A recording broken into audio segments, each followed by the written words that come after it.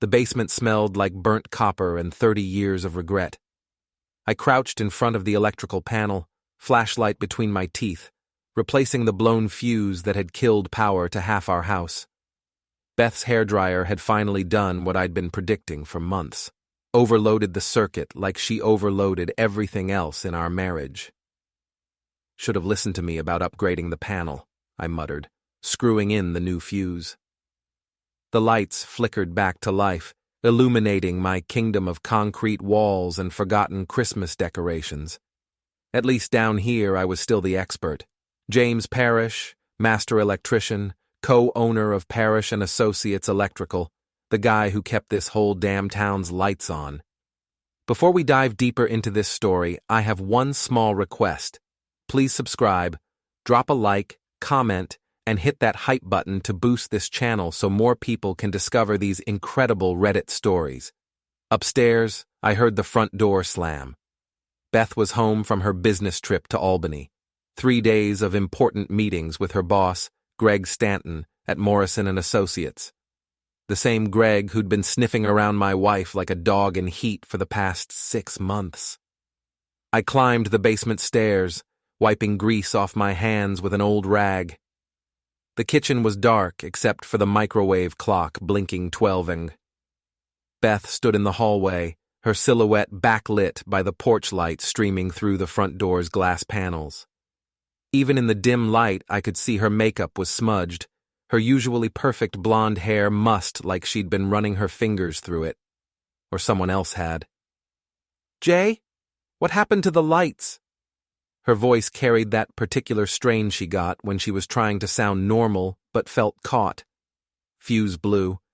Your hairdryer finally won the war against our 1970s electrical system. I flicked on the kitchen lights, and she squinted, raising her hand to shield her eyes. That's when I saw the red mark on her neck, just below her ear. Not a bruise exactly, more like a burn from someone's stubble. "Oh." She touched her throat self-consciously. "I need a shower." "I bet you do." I leaned against the kitchen counter, arms crossed. "How was Albany? Greg treat you well?" Beth froze halfway to the stairs. We'd been married 14 years, and I knew every one of her tells, the way her shoulders tensed when she lied, how she touched her wedding ring when she felt guilty. Right now, she was doing both. It was fine. Productive. We landed the Henderson account. "That's great, honey, really great." I kept my voice level, conversational. "Must have been some celebration. You look like you've been celebrating all night." She turned around then, and I saw something new in her eyes. Not guilt, defiance. Like she was tired of pretending, tired of sneaking around. Good. I was tired of it too. "What's that supposed to mean?" "Nothing. Just that you look well satisfied, like someone who got exactly what she wanted." Beth's laugh was sharp, bitter. She walked back into the kitchen, close enough that I could smell Greg's cologne mixed with her perfume, the expensive stuff he wore to impress clients, and apparently other men's wives. "You want to know what I got, Jay?" I screwed up, really. By someone who actually gives a damn about my career, my ambitions, my future. Someone who doesn't spend his evenings in a basement fixing blown fuses and complaining about hairdryers.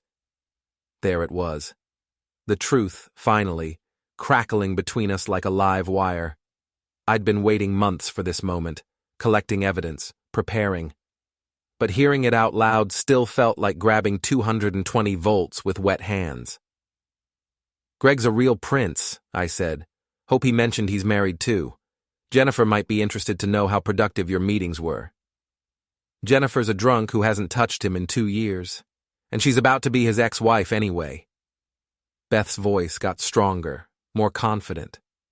"Greg's filing for divorce next month. We're going to be together, Jay, officially." How romantic. And what about us?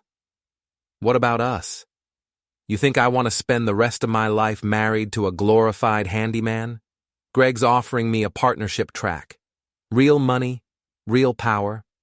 A future that doesn't involve worrying about blown fuses and whether the truck will start in the morning. I nodded slowly, like I was processing this information for the first time.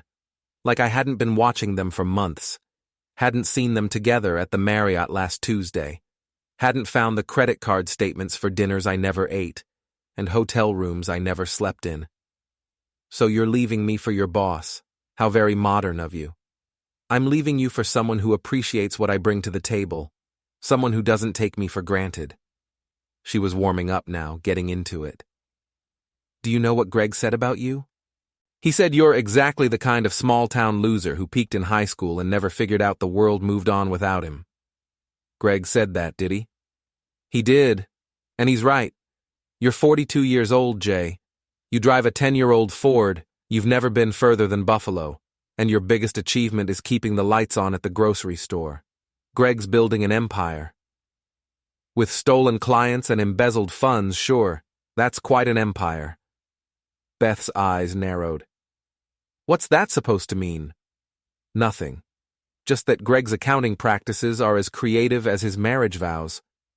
I pushed off from the counter, walked to the kitchen window. Mrs. Howland's light was on across the street. The old bat was probably watching through her curtains, collecting gossip for tomorrow's coffee clatch. But I'm sure you two have it all figured out. We do. And Jay? There's something else you should know. I turned back to face her. She was smiling now, the kind of smile a cat gets right before it kills a mouse. Greg's not just my lover. He's my partner in every sense of the word. We've been working together for months, planning this. The Henderson account? That was supposed to be yours. We made sure it wasn't. Is that right? That's right. And it's just the beginning. Greg has connections throughout the county. He can make sure Parish Associates never gets another municipal contract. He can blacklist you with every major developer from here to Syracuse. Her smile widened. Unless, of course, you want to be reasonable about the divorce settlement. I felt something cold settle in my chest. Not anger. I'd moved past anger months ago. This was something else. Something cleaner and more focused. So you and Greg have been sabotaging my business. How long?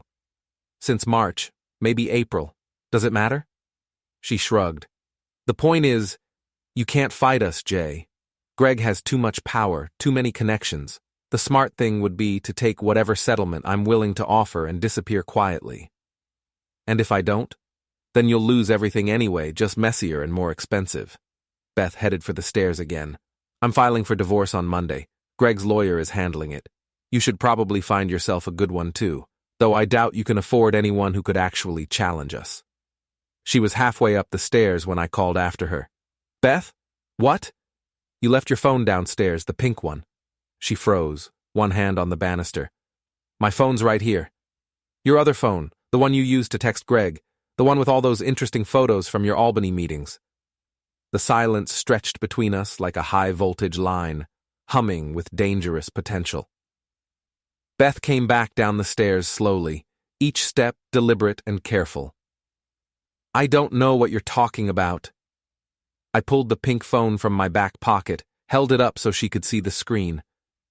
Greg's contact photo smiled back at us, a professional headshot that probably cost more than my monthly truck payment.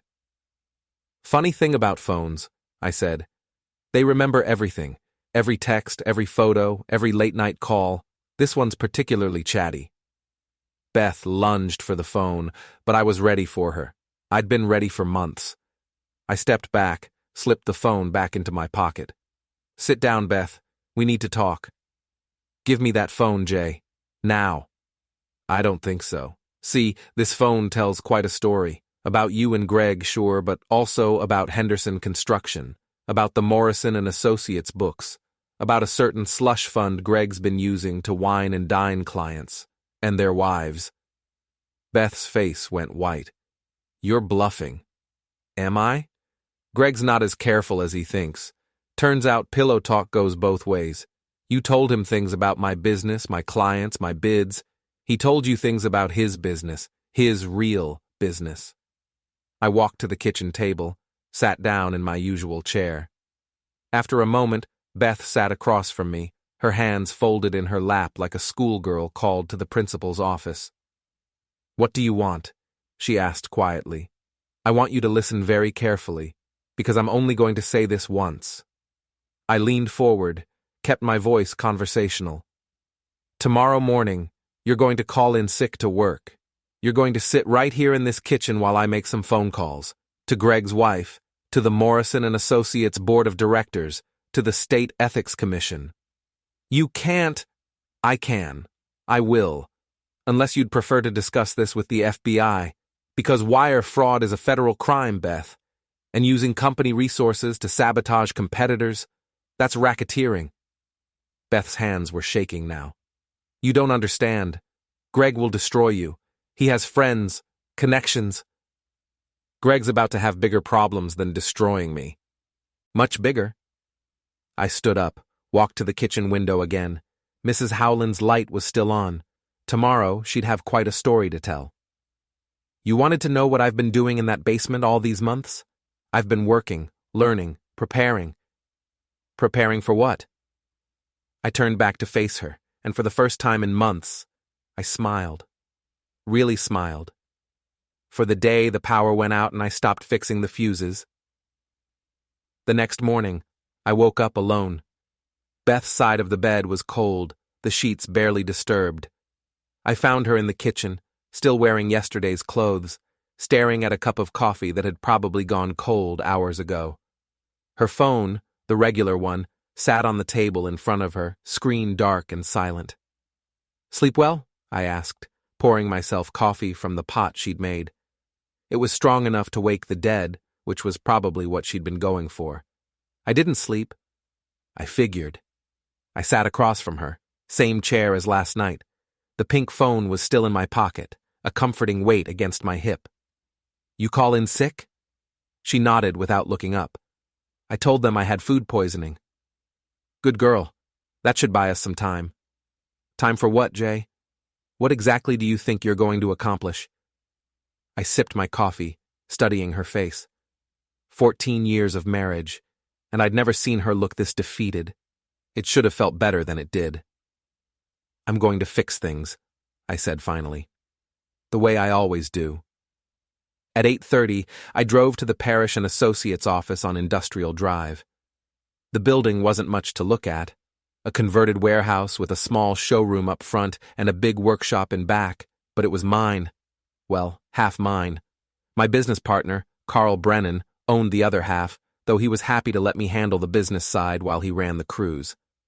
Carl was already there when I arrived, bent over a set of blueprints spread across his desk. He looked up when I walked in, his weathered face creasing into a grin. Jay, how was the weekend? Beth get back from her trip, okay? Oh, she's back all right. We need to talk, Carl. Something in my tone made him straighten up. Carl had been my friend since high school, my partner for 8 years, and my brother-in-law for the past 3. He'd married Beth's sister, Linda, though that marriage had lasted exactly 2 years before Linda decided small-town life wasn't for her and moved to California with a pharmaceutical salesman. What's wrong? I closed the office door, pulled the pink phone from my pocket, and set it on his desk next to the blueprints. Beth's been sleeping with Greg Stanton. They've been sabotaging our bids, stealing our clients, and planning to destroy our business. Carl stared at the phone like it was a live snake. Jesus, Jay. Are you sure? Dead sure. The question is, what are we going to do about it? For the next hour, I laid it all out for Carl. The affair, the sabotage, the threats.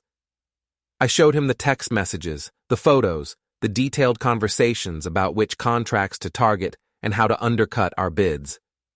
By the time I finished, Carl's face was red with anger. And Beth? I can't believe she'd... He stopped, shook his head. Actually, I can believe it. She always thought she was too good for this place. She's about to find out how good she really had it. Carl leaned back in his chair, arms crossed. What do you need me to do? First, I need you to pull all our security footage from the past 3 months. Focus on after-hours access, anyone who shouldn't have been here. You think they broke in? I think Greg's been getting inside information somehow. Either Beth gave him copies of our bids or he got them another way. Carl nodded, already reaching for his laptop. What else? I need you to call Tommy Henderson. Find out exactly how Morrison and Associates undercut us on that shopping center project. Get specifics. Numbers, timeline, everything. Tommy owes us a favor. He'll talk. Good. And Carl? Keep this between us for now. If this gets out before I'm ready, it won't. Carl's expression was grim.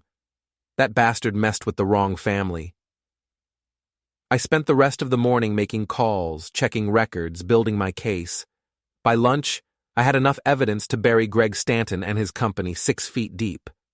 The question was how to use it for maximum effect. At 12:30, I drove to the Current, the bar where most of the local contractors ate lunch and traded gossip. The owner, Mickey Sullivan, had been buying electrical supplies from us for 15 years. He waved me over to his usual booth in the back corner.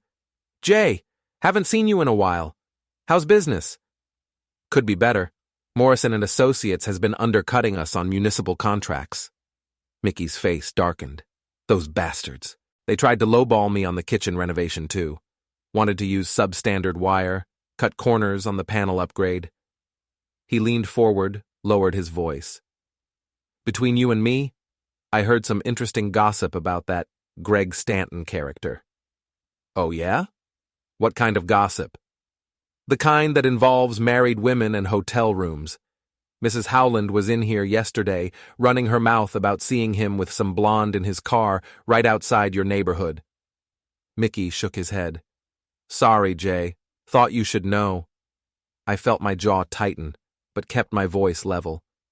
Mrs. Howland sees a lot of things. She does at that, but this time she had photos.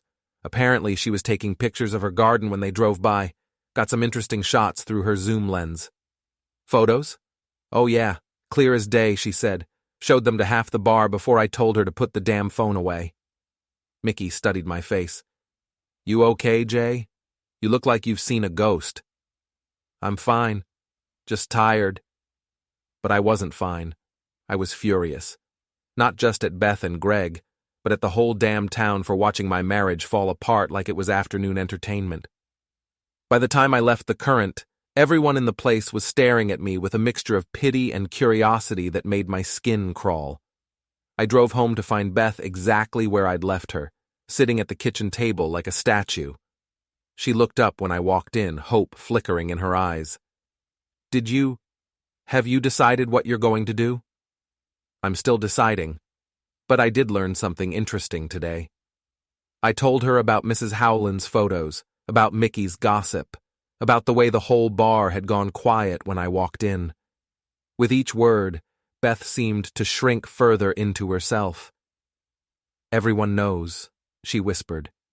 Everyone knows. The question is, what are we going to do about it? You're still my wife, Beth. For now. And like it or not, we're in this together until we're not. She looked up at me then, and for a moment, I saw the woman I'd married. The smart, ambitious girl who'd believed we could build something together. Before the disappointment set in, before she decided I wasn't enough. What do you want me to do? I want you to call Greg. Tell him we need to meet tonight, all 3 of us. Jay, no. He'll never agree to that. He will if you tell him I'm ready to discuss terms, that I want to negotiate a quiet divorce and a business arrangement that works for everyone. Beth shook her head. He won't believe it. Then make him believe it. You're good at that, aren't you? Making people believe what you want them to believe? She flinched like I'd slapped her, but she picked up her phone. At 7 o'clock, I was sitting on a bench in Riverside Park, watching the sun set over the Genesee River. The park was mostly empty, a few joggers, some kids on the playground, an elderly couple feeding ducks by the water. Normal people living normal lives, unaware that 3 marriages were about to explode in spectacular fashion. Greg arrived first, parking his silver BMW in the lot and walking toward me with the confident stride of a man who thought he held all the cards. He was younger than me by a few years, better dressed, better looking in that generic corporate way that women seem to find attractive. His suit probably cost more than I made in a month. Jay, He sat down beside me, careful not to wrinkle his pants. Beth said you wanted to talk. I do. Where is she? She'll be here. She's scared, Jay. We both are. This doesn't have to get ugly. Doesn't it? I turned to face him. You've been sleeping with my wife for months, stealing my clients, sabotaging my business. How exactly does that not get ugly? Greg had the grace to look uncomfortable. Look, I know this is hard, but Beth and I, what we have is real. It's not some casual affair. We're in love. Love. Right. I laughed, but there was no humor in it. Is that what you call it when you use company resources to destroy competitors? When you embezzle funds to pay for hotel rooms and fancy dinners? Greg's face went pale. I don't know what you're talking about. Sure you don't. Just like you don't know about the Henderson account, or the Morrison and Associates slush fund, or the little side business you've been running with county contracts. You can't prove any of that, can I? I pulled out the pink phone, scrolled to a particularly damning text conversation between Beth and Greg about manipulating bid specifications. Greg's eyes widened as he read. Beth told you about that? Beth tells me lots of things. Pillow talk, you know. She's very chatty after a few glasses of wine. That was when Beth arrived, looking nervous and beautiful, in a way that reminded me why I'd fallen for her in the first place. She sat on the other side of Greg, took his hand in hers. Did you tell him? She asked. Tell me what? I looked between them, feeling the familiar electricity of a trap about to spring. Greg squeezed Beth's hand. We're leaving town, Jay. Tomorrow. I've got a job lined up in Atlanta and Beth's coming with me. We're starting fresh. How romantic. What about your wife? Your business? Your responsibilities? Jennifer will be fine. The divorce papers are already filed. And as for Morrison and Associates, Greg shrugged. I've got everything I need from that place, including the money you've been skimming. Greg's mask slipped for just a moment, revealing something cold and calculating underneath. You don't know what you're talking about. I know exactly what I'm talking about. The question is, what are you going to do about it? Nothing, because you're not going to say anything. Greg's voice hardened. You see, Jay, you're not the only one who's been collecting evidence. Beth's been documenting your behavior for months. Your drinking, your verbal abuse, your threats. If you try to cause trouble for us, she'll file a restraining order and take you for everything you're worth in the divorce. I looked at Beth. Is that true? She couldn't meet my eyes. You've been different lately, Jay. Angry, suspicious. Sometimes I felt scared. Scared of what? Scared I'd find out the truth? Scared you'd hurt me. Or Greg. You have a temper, Jay. Everyone knows that. And there it was, the final piece of their plan. Not just to steal my wife and destroy my business, but to paint me as the villain in their little drama. The angry, abusive husband who couldn't accept that his wife had found someone better. I stood up from the bench, looked down at them, holding hands like teenagers. You've got it all figured out, don't you? We're trying to make this as easy as possible for everyone, Greg said. Beth will file for divorce citing irreconcilable differences. You'll get to keep the house and half the business. We'll start over in Atlanta, and everyone moves on with their lives. And if I don't agree? Then things get complicated, messy, expensive. Greg's smile was cold. Your choice, Jay. I nodded slowly, like I was considering their offer, like I was the kind of man who would roll over and let them destroy everything I'd built. I need time to think about it. How much time? Beth asked. Give me until tomorrow night. I'll have an answer for you then. Greg stood up, straightened his tie. Don't take too long, Jay. The longer you wait, the worse this gets for everyone. They walked away together, Greg's arm around Beth's waist, looking like any other couple enjoying an evening stroll. I sat back down on the bench and watched them disappear into the parking lot, already planning my next move. Tomorrow night, they wanted an answer. They were going to get one. I didn't sleep that night either. Instead, I sat in my basement workshop, surrounded by the tools of my trade, wire strippers, voltage testers, circuit analyzers, and planned Greg Stanton's professional destruction with the same methodical precision I used to wire a house. The pink phone sat on my workbench like evidence in a murder trial, its screen occasionally lighting up with new messages between Beth and Greg. They were getting sloppy now, overconfident. Their texts had evolved from careful innuendo to explicit planning, discussing not just their escape to Atlanta, but their schemes to frame me as an abusive husband. At 5 a.m, I made coffee and called Carl. "Jesus, Jay, what time is it?" "Early. I need you to meet me at the office. We've got work to do." "What kind of work?" "The kind that ends with Greg Stanton in handcuffs." Carl was quiet for a long moment. "I'll be there in 20 minutes.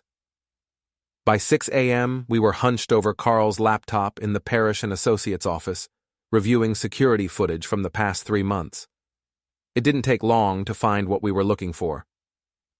"There," I said, pointing at the screen. March 15th, 11:30 p.m. The black and white video showed Greg's BMW pulling into our parking lot. 2 figures got out, Greg and Beth, and walked to the side door of our building. Beth produced a key, let them in. "She gave him a key," Carl muttered. "That lying—" "Keep watching." The timestamp jumped forward in 10-minute intervals. At 12:20 a.m., the camera showed them leaving, Greg carrying a manila folder thick with papers. "Our Henderson bid," I said. "Has to be.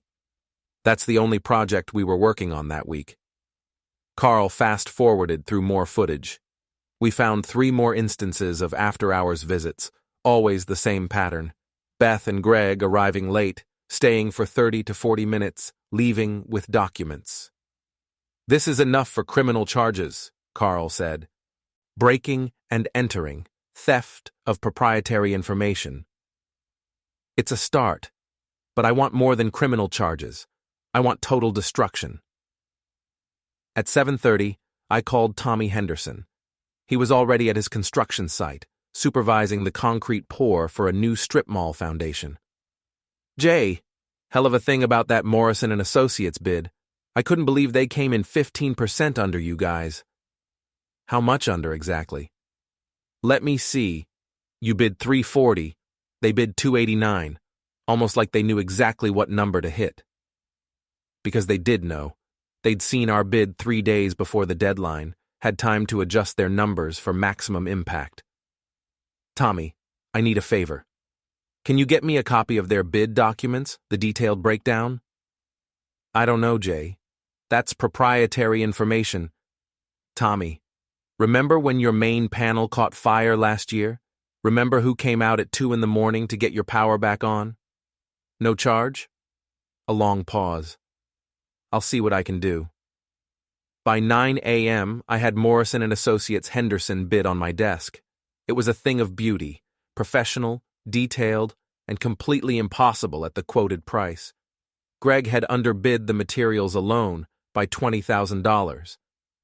"He's planning to use substandard wire," Carl said, studying the specifications.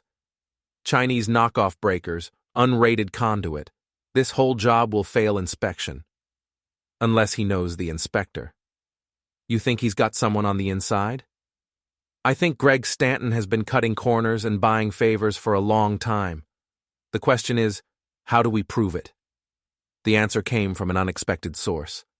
At 10:30, my phone rang. The caller ID showed a number I didn't recognize. "Parish Electrical, this is Jay." "Mr. Parish, this is Mark Chen from Morrison & Associates. I think we need to talk." Mark Chen was Greg's assistant project manager, a quiet guy in his 30s who'd always seemed competent and professional in our few business interactions. I agreed to meet him at the Current at lunch.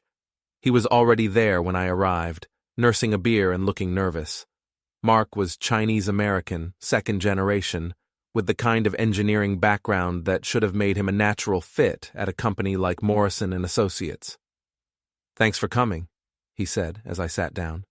"This isn't easy for me." "What's on your mind, Mark?" "Greg Stanton is going to destroy your company. And mine too, probably."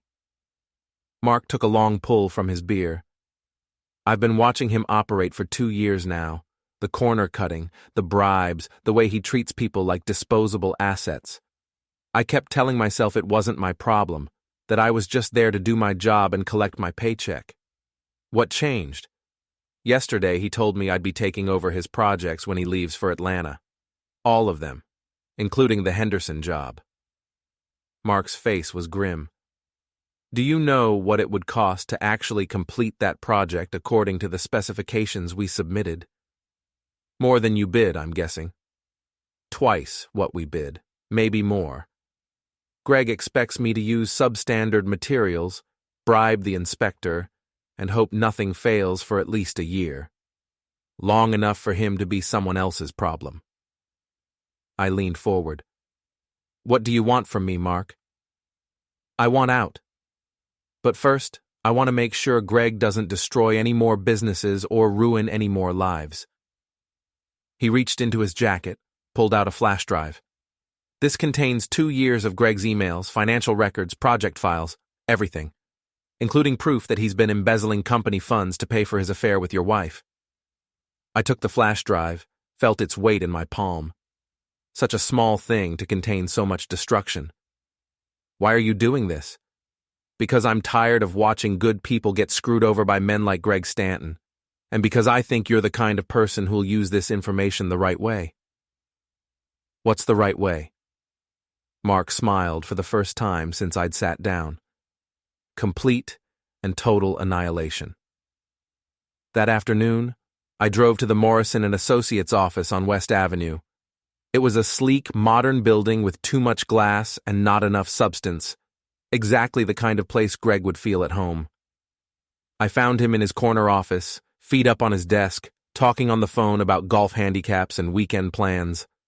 He looked surprised to see me, quickly ended his call. Jay, I wasn't expecting you until tonight. Change of plans. We need to talk now. Greg gestured to the chair across from his desk. His office was all leather and chrome, with motivational posters about success and achievement. The kind of generic corporate bullshit that impressed clients and intimidated competitors. Have you made your decision? I have. I pulled out the flash drive Mark had given me, set it on Greg's desk next to his coffee mug. I've decided you're going to prison. Greg's face went white. What is that? 2 years of your emails, financial records, and project files, including detailed documentation of your embezzlement scheme and your systematic sabotage of competing businesses. You're bluffing. Am I? Check your email, Greg. Specifically, the one from March 3rd, where you told Beth exactly how much to skim from the Henderson project to cover your hotel expenses. Greg's hand shook as he opened his laptop, typed in his password. I watched his face as he scrolled through his sent messages, saw the moment he found the email I'd mentioned. How did you... Mark, that little bastard. Mark's a good engineer who got tired of watching you destroy everything he worked for. Can't say I blame him. Greg closed the laptop, leaned back in his chair. What do you want? I want you to understand something very clearly. Your life as you know it is over. Your business, your reputation, your freedom, all of it, gone. You can't prove anything. It's all circumstantial. I can prove everything. Bank records, email trails, security footage of you and Beth breaking into my office. Hell, I've got your own words admitting to fraud and racketeering. I leaned forward. The only question is how public you want this to get. Greg was sweating now, despite the air conditioning. What are you proposing? I'm not proposing anything. I'm telling you what's going to happen. Tomorrow morning, you're going to call a meeting with your board of directors. You're going to confess to embezzling company funds and resign immediately. You're going to make full restitution for every dollar you stole. And if I don't? Then I call the FBI, the state attorney general, and every newspaper between here and Albany. Your choice. Greg stared at me for a long moment, his face cycling through anger, fear, and finally, resignation. You bastard. I'm just getting started. I stood up, straightened my jacket. Oh, and Greg? That job in Atlanta? You might want to call them back. Something tells me you're going to be unavailable for the foreseeable future." I left him sitting in his office, staring at the flash drive like it was a loaded gun. In a way, it was. That evening, I found Beth in our bedroom packing a suitcase. She looked up when I walked in, her face streaked with tears. "Greg called me. He said you have some kind of evidence." "I do." "What are you going to do with it?" I sat on the edge of the bed, watched her fold clothes with mechanical precision. Even now, even after everything, she was beautiful. It occurred to me that I might never see her again after tonight. I'm going to destroy him, completely and permanently. And me? What about me? That depends on you, Beth. Are you willing to testify against Greg? To help prosecutors build their case? She stopped packing, turned to face me. "You want me to betray him. I want you to tell the truth. For once in your life, I want you to tell the truth. And if I do, what happens to me?" "You'll probably avoid criminal charges. Probably keep your job, though I doubt Morrison and Associates will survive the scandal. You'll have to start over, but you'll be free to do it." "And if I don't?" "Then you'll go down with Greg. Accessory to fraud, conspiracy to commit racketeering. You'll be lucky to get 5 years. Beth sank into the chair by our bedroom window, the same chair where she used to sit and brush her hair while I got ready for work. Back when we were happy, or at least pretending to be. "I never meant for it to go this far," she said quietly. "But it did, and now we all have to live with the consequences. I loved you once, Jay. I really did. I know. I loved you too. But it wasn't enough, was it? Love wasn't enough." I looked around our bedroom, the wedding photos on the dresser, the clothes in the hamper, the book on her nightstand that she'd been reading for 6 months, all the small details of a life we'd built together and were now tearing apart. "No," I said finally. "It wasn't enough." Beth nodded, wiped her eyes with the back of her hand. "I'll testify against Greg. I'll tell them everything." "Good, that's good." She went back to packing, and I went downstairs to make the phone calls that would end Greg Stanton's career and probably save my marriage, if there was still a marriage left to save. But as I dialed the FBI's white-collar crime unit, I realized I wasn't sure I wanted to save it anymore. Some things, once broken, can't be fixed, even by the best electrician in town. The FBI arrived at Morrison and Associates at 8:30 the next morning, just as Greg was pulling into the parking lot in his silver BMW. I watched from across the street, sitting in my truck with a cup of coffee and a sense of satisfaction I hadn't felt in months. Special Agent Sarah Martinez had been surprisingly easy to work with. A 15-year veteran of white-collar crime investigations, she'd taken one look at Mark Chen's flash drive and called it a prosecutor's wet dream. The evidence was overwhelming. Bank records, email trails, documented fraud spanning 2 years and at least 6 major projects. Greg never made it to his office. The agents intercepted him in the lobby, badges out, voices calm but firm. Through the building's glass walls, I could see other employees gathering to watch their boss get arrested. Some looked shocked. Others, like Mark Chen, looked relieved. My phone buzzed with a text from Carl. "It's on the news already. Channel 8 just broke the story." I drove to Parish Associates, where Carl had the local news playing on his laptop. The anchor was standing outside Morrison and Associates, speaking into a microphone while FBI agents carried boxes of evidence out of the building. "Arrested this morning on charges of embezzlement, fraud, and racketeering. Greg Stanton, the 43-year-old owner of Morrison and Associates, allegedly stole more than $200,000 in company funds over a 2-year period." $200,000, Carl whistled. "That's more than we thought." Agent Martinez said they found 3 separate slush funds. Greg was skimming from materials budgets, inflating labor costs, and billing clients for work that was never performed. The news story continued with interviews from shocked employees and angry clients. The Henderson construction project had been suspended pending a full investigation. 3 other Morrison and Associates contracts were under review. "What about Beth?" Carl asked. "She's cooperating with the investigation, full immunity in exchange for testimony." "And your marriage?" I turned off the laptop, looked out the window at the gray November sky. "What marriage?" That afternoon, I drove to the house to pick up some clothes. Beth's car was in the driveway, but the house felt empty when I walked in. I found her in the kitchen, sitting at the table with a cup of tea and a stack of legal documents. "Divorce papers," she said without looking up. "I filed this morning. Fast work. I want to get it over with. Clean break, no alimony, 50-50 split of assets." She finally met my eyes. "I know I don't deserve anything, but the lawyer said, 'Take whatever you want, Beth. The house, the savings, half my business. I don't care anymore.'" "You should care. This is your life we're talking about." "My life was over the moment you decided Greg Stanton was a better bet than your marriage vows." She flinched, but didn't argue.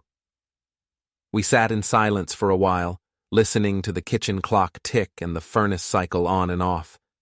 Normal household sounds that would soon belong to someone else. "I testified against him," she said finally. "This morning. 3 hours with prosecutors, telling them everything I knew about the fraud, the embezzlement, the bid rigging." "How did it feel?" "Horrible. Like I was betraying someone I loved." "You were. You just picked the wrong person to love." Beth's laugh was bitter. "Greg won't even see me now. His lawyer told me to stay away, said any contact could compromise his defense." "What did you expect? Honor among thieves?" I don't know what I expected." She pushed the divorce papers across the table. "Sign these, Jay. Let's end this." I picked up the pen, read through the settlement terms. She was being more than fair, taking only what she was legally entitled to, leaving me the business and most of our assets. It was almost like she was trying to buy forgiveness with generosity. "There's something else," she said as I signed the papers. "Agent Martinez wants to interview you tomorrow about the security footage, the break-ins, what you knew, and when you knew it." I figured they would.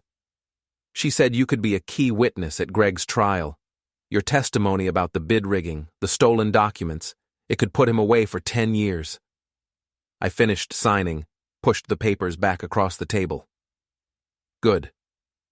Jay." She reached across the table, touched my hand. "I'm sorry. I know that doesn't fix anything, but I am sorry. For all of it." I looked down at her hand on mine, the same hand that had worn my wedding ring for 14 years, that had touched another man, that had signed documents to destroy my business. "I know you are. Do you think, someday, do you think you'll be able to forgive me?" I pulled my hand away, stood up from the table. "I don't know, Beth. Right now I can't even forgive myself." "For what?" "For not seeing it sooner, for letting it go on as long as it did, for trusting you when every instinct I had was screaming that something was wrong. You trusted me because you loved me." "Yeah, and look where that got us." I left her sitting at the kitchen table with the signed divorce papers and a cup of cold tea. As I drove away, I saw her through the window, crying into her hands like a woman who'd lost everything that mattered. Maybe she had. Maybe we both had.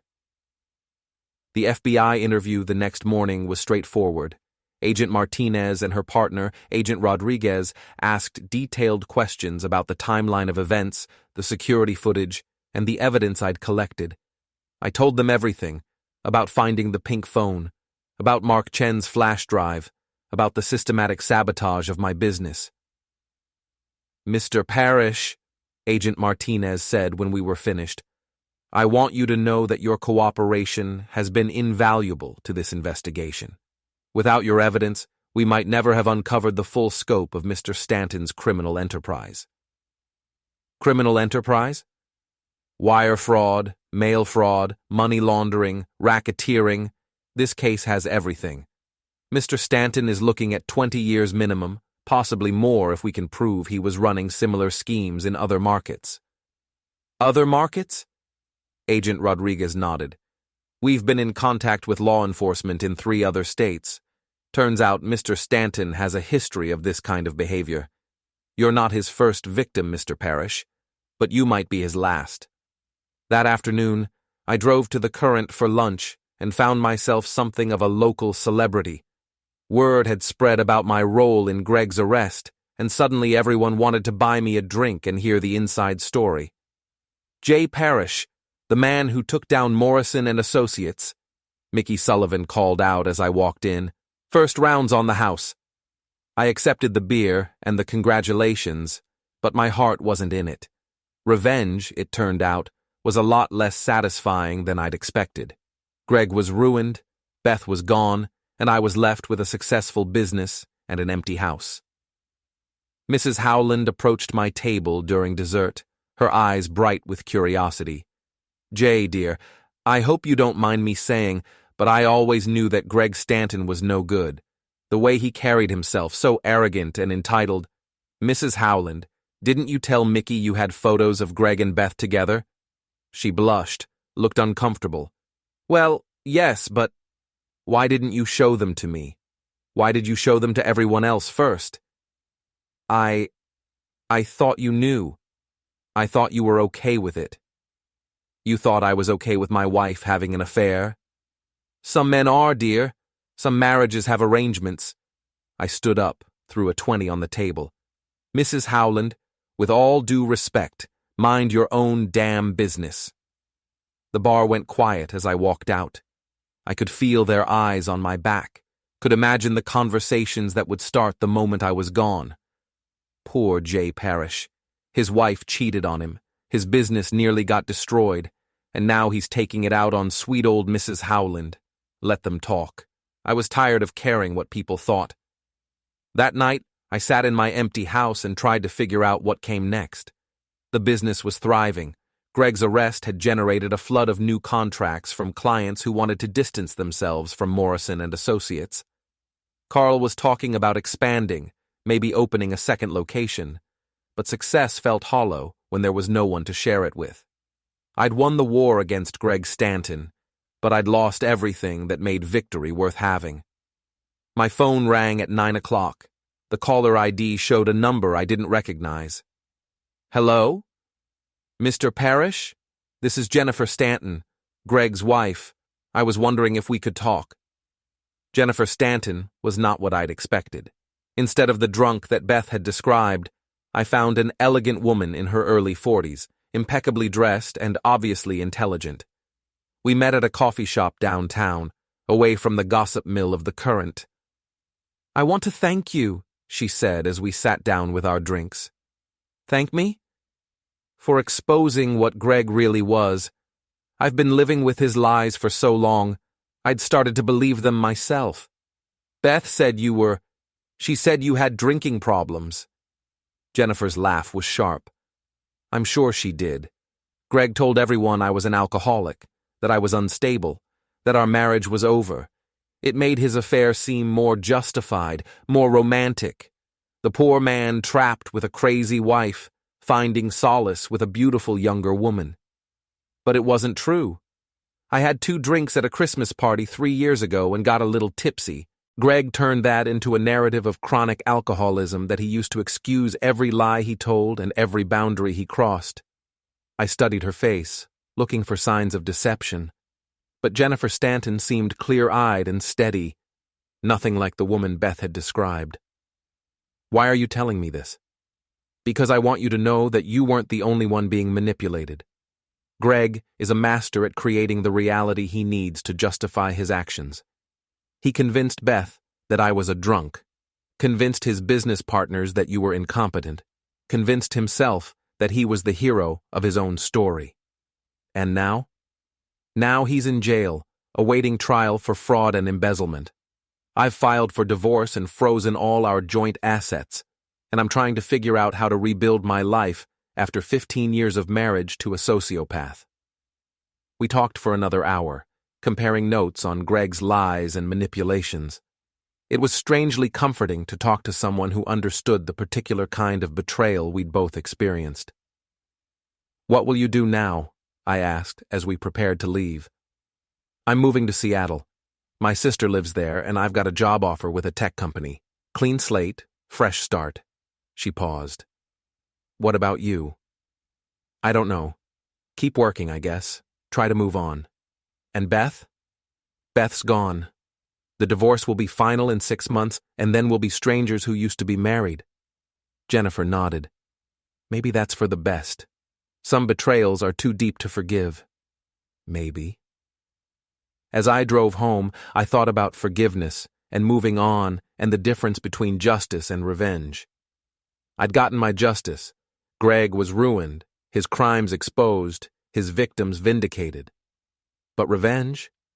Revenge was something else entirely. Revenge was what came next. 3 weeks after Greg's arrest, Morrison & Associates filed for bankruptcy. The company's remaining employees scattered to competitors throughout the region, including Mark Chen, who accepted a position with Parish & Associates as our new project manager. "Best hire we ever made," Carl said, watching Mark review blueprints for the new municipal building project. "Guy knows more about commercial electrical systems than both of us combined." I nodded, but my attention was elsewhere. Through the office window, I could see Beth's car parked across the street. She'd been showing up at random times over the past week, never coming inside, just sitting in her car watching the building like she was working up the courage for something. "You should talk to her," Carl said, following my gaze. "Nothing to talk about. Divorce papers are signed, assets are divided. It's over." "Is it?" "Because she's been out there for an hour and you've been staring at her for most of it." I grabbed my jacket. "I'll be back." Beth saw me coming and rolled down her window. She looked tired, older somehow, like the stress of the past month had aged her years. "Hi, Jay." "Beth. What are you doing here?" "I wanted to see how you were doing. The business looks busy." "It is. Turns out people prefer contractors who don't steal from them." She winced. "I deserved that.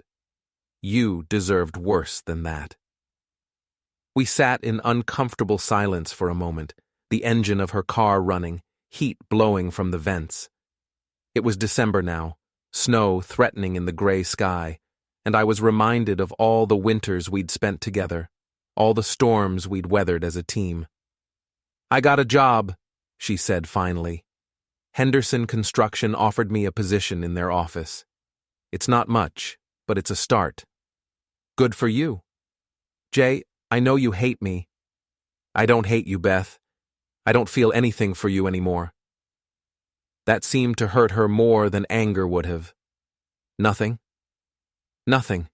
You're a stranger who used to live in my house. We were married for 14 years. We were married to different people than we turned out to be." Beth turned off the engine, looked directly at me for the first time since I'd approached her car. "Greg's lawyer called me yesterday.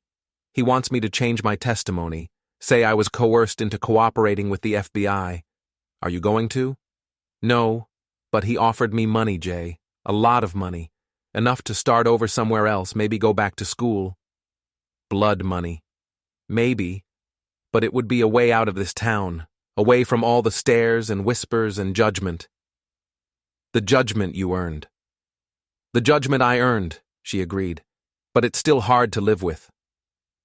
I looked at her, really looked at her, and saw something I hadn't expected. Remorse. Real, genuine remorse, not the calculated apologies she'd offered during our confrontations. "Don't take Greg's money," I said. "Don't let him corrupt you any more than he already has." "Then what? Stay here and be the town pariah? Work for Tommy Henderson and pretend I don't see people whispering when I walk by? Stay here and rebuild. Show people who you really are, not who Greg turned you into." "And who am I, Jay? Because I'm not sure I know anymore." It was a good question, one I'd been asking myself for weeks. Who was Beth Parish, really? The ambitious young woman I'd married? The manipulative adulteress who'd tried to destroy my business? The broken woman sitting in this car, looking for redemption she might not deserve? I don't know, I said honestly. But taking money from Greg isn't going to help you figure it out. Beth nodded, started her car again. I should go. I just wanted you to know about the lawyer, about the money. I thought you should hear it from me. Why? Because despite everything, I still care what you think of me. She drove away before I could respond, leaving me standing in the parking lot, wondering if caring what I thought was enough to build a future on. Probably not, but it was a start. That evening, I was working late in the office when my phone rang. Agent Martinez's name appeared on the caller ID. Mr. Parish, I'm sorry to bother you so late, but we have a situation. Greg Stanton made bail this afternoon. I felt something cold settle in my stomach. How is that possible? I thought he was being held without bail. His lawyer filed an emergency appeal, argued that he wasn't a flight risk because of his ties to the community. The judge agreed, set bail at $2 million. Who posted it? That's what we're trying to figure out. The money came from an offshore account, filtered through several shell corporations. Someone with serious resources wants Greg Stanton on the street. Any idea who? We have theories. Mr. Stanton's fraud wasn't limited to local projects. We've identified victims in 3 other states, including some very wealthy individuals who might prefer to handle this situation privately rather than through the courts. The implications hit me immediately. You think someone wants to hurt him? I think someone wants to make sure he doesn't testify about their involvement in his schemes. Dead men don't make plea bargains. What about Beth? Is she safe? We've offered her protection, but she declined. Said she'd rather take her chances than live in hiding. After Agent Martinez hung up, I sat in my office staring at the phone. Greg was free, at least temporarily, and someone with serious money wanted him silenced. Beth was refusing protection, either out of stubbornness or misplaced loyalty, and I was the man who'd started this whole chain of events by refusing to look the other way. I drove home through empty streets, checking my mirrors for cars that might be following me. The house felt different now. Not empty, but exposed. Vulnerable. I checked the locks on all the doors and windows, something I hadn't done since moving to this neighborhood 15 years ago. At midnight, my doorbell rang. I looked through the peephole and saw Greg Stanton standing on my front porch, hands in his coat pockets, breath visible in the cold air. He looked thinner than when I'd last seen him, his expensive suit replaced with jeans and a leather jacket. Prison had not been kind to him. Jay, I know you're in there. We need to talk. I opened the door but left the chain on. You're not supposed to be here, Greg. Bail conditions, remember? Screw the bail conditions. My life is over because of you. Your life is over because you're a thief and a fraud. I made mistakes, I admit that. But you didn't have to destroy everything. My business, my reputation, my marriage, you took it all. You took it yourself when you decided to steal from your clients and sleep with my wife. Greg's face was haggard, desperate. I loved her, Jay. I really loved her. And she loved me until you poisoned her against me. I didn't have to poison her against you. You did that yourself when you abandoned her the moment things got difficult. I couldn't see her. My lawyer said, your lawyer said to protect yourself and let her take the fall, just like you always do. Greg pressed his face closer to the door. I want to make a deal. What kind of deal? I'll plead guilty to the embezzlement charges, make full restitution, serve my time quietly. In exchange, you convince Beth to recant her testimony about the bid rigging and the sabotage of your business. Why would I do that? Because if I go down for racketeering, I'm taking other people with me. People who won't appreciate being exposed. People who might decide you and Beth are loose ends that need to be tied up. There it was. The threat I'd been expecting since Agent Martinez called. Are you threatening me, Greg? I'm warning you. There are players in this game bigger than both of us. They've already posted my bail, and they're not doing it out of kindness. They want me free long enough to clean up the mess I've made. By killing witnesses. By eliminating complications. You and Beth are complications. I looked at Greg through the gap in the door, this man who'd destroyed my marriage, stolen from his clients, and corrupted everyone he touched. Even now, facing prison and possibly death, he was still trying to manipulate the situation to his advantage. Get off my property, Greg, and stay away from Beth. You're making a mistake, Jay. These people don't make idle threats. Neither do I. I closed the door, threw the deadbolt, and listened to Greg's footsteps retreat down my front walk. Through the window, I watched him get into a black sedan that hadn't been there when I came home. The driver was a large man in a dark suit, definitely not a friend of Greg's. My phone buzzed with a text message from an unknown number. Convince your ex-wife to change her testimony, or you'll both regret it. I forwarded the message to Agent Martinez, then went to my bedroom and retrieved the .38 revolver I kept in my nightstand. I'd bought it years ago after a series of break-ins in the neighborhood, but I'd never had occasion to use it. Tonight might be different. I called Beth, got her voicemail, left a message telling her to call me immediately. Then I called Carl, woke him up, and told him to stay away from the office tomorrow. Jay, what the hell is going on? Greg's out on bail, and he's got some very dangerous friends who want to make sure the truth doesn't come out at trial. Jesus, what do you need me to do? Keep your head down and let me handle this. Like hell. You're my partner and my friend. If someone's threatening you, they're threatening me too. Carl, I'll be at your house in 20 minutes. And Jay, I'm bringing my shotgun. Carl arrived with his 12-gauge and a thermos of coffee. We spent the night taking turns watching the street, but no one came. At dawn, Beth finally called me back. Jay, I got your message. What's wrong? Greg's out on bail, and he's got people who want to hurt us if we don't change our testimony. I'm not changing anything. That bastard deserves whatever happens to him. Beth, these aren't FBI agents or prosecutors. These are the kind of people who make problems disappear permanently. Then what do you suggest? Pack a bag, right now. Carl and I are coming to get you. I'm not running away, Jay. I've done enough running. This isn't about running away. This is about staying alive long enough to see Greg convicted. There was a long pause. You'd do that? Protect me? After everything I've done? Yeah, I'd do that. Why? I looked at Carl, who was watching the street through my front window, shotgun across his knees. I thought about 14 years of marriage, about the woman I'd loved and lost, about the difference between justice and revenge. Because it's the right thing to do. Another pause. I'll pack a bag. As Carl and I drove to Beth's apartment, I realized that protecting my ex-wife from the consequences of her own choices wasn't what I'd planned when this whole thing started.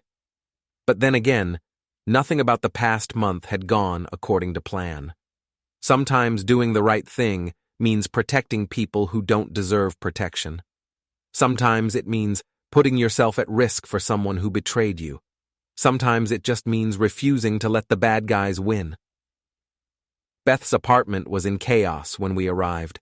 Drawers pulled out, furniture overturned, papers scattered across the floor.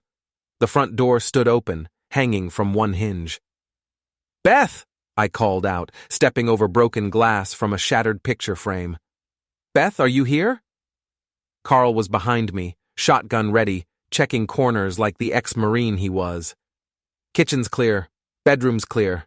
Bathroom. Jay, you need to see this. I found him standing in the bathroom doorway, looking at the mirror. Someone had written a message in red lipstick. Change your testimony or join your boyfriend.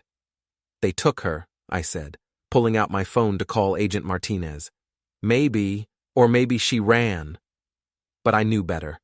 Beth's purse was still on the kitchen counter, her car keys on the hook by the door.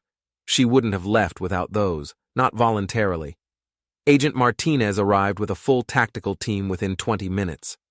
They processed the scene while I paced the parking lot, trying to figure out where Greg's mysterious backers might have taken her. Mr. Parish, Agent Martinez called me over to her car. We traced the shell company that posted Greg's bail. It leads back to a construction conglomerate based in Miami, Apex Development Group. Never heard of them. Most people haven't. They specialize in large-scale municipal projects throughout the Southeast, the kind of projects that require extensive electrical work. The implication hit me like a live wire. Greg was working with them. We think so. Apex would identify target markets, Greg would move in and systematically destroy local competition through bid rigging and sabotage. Once the local contractors were eliminated, Apex would swoop in with their own people and dominate the market. How many markets? We've identified at least 6 cities where this pattern occurred over the past 5 years. Combined, we're talking about hundreds of millions in stolen contracts. I thought about all the jobs Parish and Associates had lost over the past year, all the contracts that had gone to out-of-state companies with mysteriously low bids. We hadn't just been competing against Greg Stanton, we'd been fighting a coordinated campaign to destroy us. Where do you think they took Beth? There's an Apex construction site about 20 miles north of here. Abandoned office complex they were supposed to renovate before the fraud investigation started. It's isolated, defensible, and scheduled for demolition next month. Perfect place to make someone disappear. Agent Martinez nodded grimly. We're assembling a rescue team now, but Mr. Parish, I need you to understand something. These people are professionals. They're not going to negotiate or make deals. If we don't get to Beth in time, how much time do we have? Greg's preliminary hearing is tomorrow morning. If Beth doesn't recant her testimony tonight, they'll probably kill her and dump the body where we'll never find it. Carl appeared at my elbow, still carrying his shotgun. What's the plan? The plan is, you go home and let the FBI handle this, I said. Like hell. Carl, these aren't small-town criminals. These are people who've killed before. All the more reason you need backup. He looked at Agent Martinez. Ma'am, with all due respect, your tactical team doesn't know this area like we do. They don't know the back roads, the abandoned buildings, the places someone might run if things go wrong. Agent Martinez considered this. Mr. Parish, we could use local knowledge, but I can't officially authorize civilian participation in a federal rescue operation. What if we happen to be in the area? I asked. What if we were just concerned citizens who stumbled across something suspicious? Then I suppose we'd have to deal with the situation as it developed. The Apex construction site was a half-built office complex surrounded by chain-link fencing and warning signs. We parked a quarter-mile away and approached on foot, using the tree line for cover. Agent Martinez and her team took the main entrance, while Carl and I circled around to the back. The building was dark except for a few lights on the 3rd floor. Through my binoculars, I could see movement in one of the windows. At least 2 men, possibly more. There, Carl whispered, pointing to a loading dock on the building's north side. Service entrance, probably not guarded. We made our way across the construction site, dodging piles of building materials and abandoned equipment.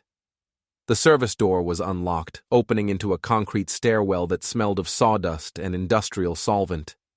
From somewhere above us came the sound of voices, too distant to make out words, but close enough to follow. We climbed carefully, Carl's shotgun leading the way, my .38 in my hand. On the 3rd floor, we found them. Greg was tied to a chair in what had probably been designed as a conference room. His face was bruised, his expensive clothes torn and dirty. 2 men in dark suits stood over him, the same men I'd seen in the car outside my house, and Beth was there too, duct tape over her mouth, zip-tied to a metal folding chair. Her eyes went wide when she saw me, and she tried to say something through the tape. Told you, I can't control what she says in court, Greg was saying to one of the men. She hates me now. She won't listen to anything I tell her. Then she's a liability, the man replied. He had a slight accent, possibly Eastern European, and we don't leave liabilities behind. You said you just wanted to scare her, make her reconsider her testimony. Plans change. The man pulled a gun from his jacket, a professional-looking pistol with a suppressor attached. He walked over to Beth, pressed the barrel against her temple. That's when Carl kicked in the door. "FBI, drop your weapons." It wasn't true, of course. Carl wasn't FBI, and neither was I. But in the confusion of the moment, with Agent Martinez's team storming the main entrance and flashlight beams cutting through the darkness, it was close enough to the truth. The gunman spun toward us, weapon raised. Carl's shotgun boomed in the enclosed space, and the man went down hard. His partner dove for cover behind an overturned desk, returning fire with a compact machine pistol that chewed chunks out of the concrete wall beside my head. I rolled left, came up firing, putting 3 rounds into the desk where the second gunman was hiding. Carl was already moving, flanking right, his shotgun tracking toward the target. "Give it up," I shouted. "Building's surrounded." The response was another burst of automatic fire that shattered the windows behind us. But the shooter was trapped now, caught between Carl's position and mine, with FBI agents coming up the stairs. Agent Martinez's voice echoed from the stairwell. "Federal agents, building is surrounded. Surrender now." The second gunman made his choice. He broke from cover, sprinting toward the windows that faced the parking lot. Maybe he thought he could shoot his way out, or maybe he just preferred dying on his feet to spending life in federal prison. Carl's shotgun spoke again, and the man stumbled, crashed through the already shattered window, and disappeared into the darkness 3 stories below. In the sudden silence that followed, I could hear Greg whimpering and Beth trying to speak through the duct tape. I cut her restraints while Carl freed Greg, who immediately started babbling about cooperation and plea bargains. "Are you hurt?" I asked Beth as I peeled the tape from her mouth. "No. Scared but not hurt." She looked at me with something like wonder. "You came for me." "Of course I came for you. Even after everything I did. Even after everything you did." Agent Martinez and her team secured the scene while paramedics checked Beth and Greg for injuries. The first gunman was dead, the second was in critical condition, but alive. Both men carried identification linking them to Apex Development Group. "This breaks the case wide open," Agent Martinez told me as we watched the ambulances leave. "With these 2 in custody, we can roll up the entire Apex network. Every city, every victim, every stolen contract." "What about Greg?" "Mr. Stanton just became our star witness. His testimony will put away at least 12 people, including Apex's senior management." I looked over at Greg, who was giving his statement to another agent. He looked older, broken, nothing like the confident man who'd stolen my wife and tried to destroy my business.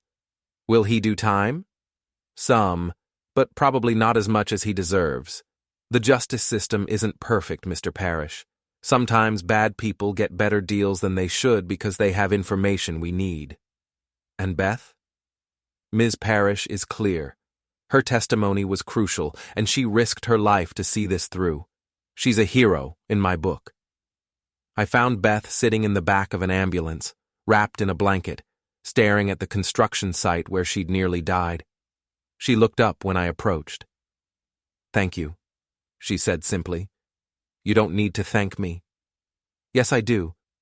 You could have let them take me. After what I did to you, to our marriage, to your business, you could have just walked away." "I couldn't do that." "Why not?" I sat down beside her in the ambulance, looked out at the flashing lights and crime scene tape. "Because that's not who I am." "Who are you, Jay?" It was the same question she'd asked herself a few weeks ago, sitting in her car outside my office. The same question I'd been asking myself since this whole thing started. "I'm a guy who fixes things," I said finally. "Electrical systems, broken relationships, situations that have gone wrong. It's what I do." "And us? Can you fix us?" I looked at her, really looked at her, and saw the woman I'd married 14 years ago. Not the ambitious young professional or the manipulative adulteress, but the person underneath all of that.